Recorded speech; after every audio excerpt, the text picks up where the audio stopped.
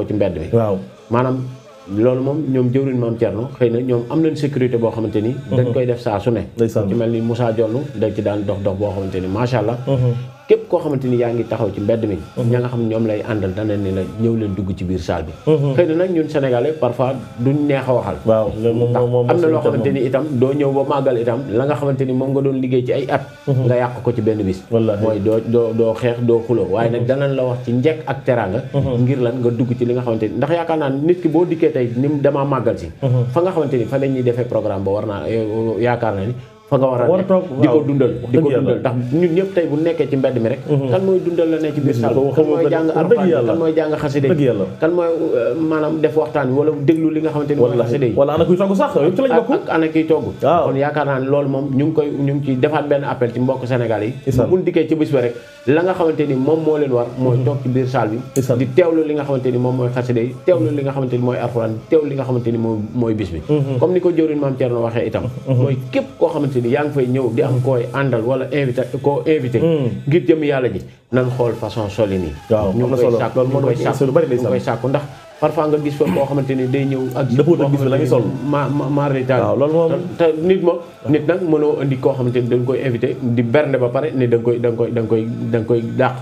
kon loolu moom ñu ngi koy sàkku ci mbokk sénégalais yi nga xamante ni ñooy ànd ak seen yenn mbokk tubaab yi di ñëw ci li nga xamante ni moom mooy bërëb yooyu kon nag ñu ngi koy sàkku bu baax a baax ku ci ñëw daal solin goo xamante ni macha allah ba tey li nga xamante ni ndax tey lii nga xamante ni yéen moom ngeen yor muy wàllu audiovisuel dafa xaw a sensible dafa doy waar dafa sensible ndax mënuñu tey ngay di màggal gu taw feexi di image bi di wane loo xamante ni maar day te dëppoowul mais nga yaakaar tamit yéen ñi nga xamante ni yéen a yor loolu ndax tamit du ngeen bàyyi waale xel maanaam am ay jumtuwaay yoo xam ne ku fa ñëw te dëppoo ak lu yelloog bis bi maanaam ñu jëm laa solal dara yow maanaam mu mel ni ay jàlla bi lay doon wala dara wala kol wala kàlla gu daj goo xamante bi ki ne parce que maanaam bu fekkente bi da nga def loo xam ne maanaam borom bis bi nga koy defal dafa war a dëppoo ak bëggam donte nag ay invitation lañ ñu invité leen wax dëgg yàlla ñoom nag war nañoo mel comportement boo xam ne day dëppoo ak borom bis bi mais ndax yéen du ngeen bàyyi xel ci ñoom bu ñuy ñëw tamit ñoom nañu war a mel yéen ngeen fekk fàggu ngeen ay yére yoo xam ni bu ñëwee ngeen maam ngeen sol leen ko waaw loolu de am na benn at moo xamante ni yaakaar naa ne defoon nañ ko fi ba wutoon ay maanaam ay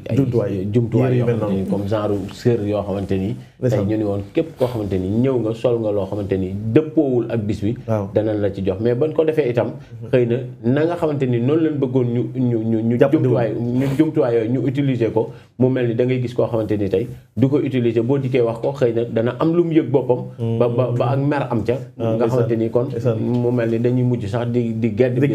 di ñu dëkkal foo xamante ni xëy na dëkkuñu fa kon yaakaar naa ñun li ñu mën a dimbali yaakaar naa mooy communication bi d'accord communication bi nag mooy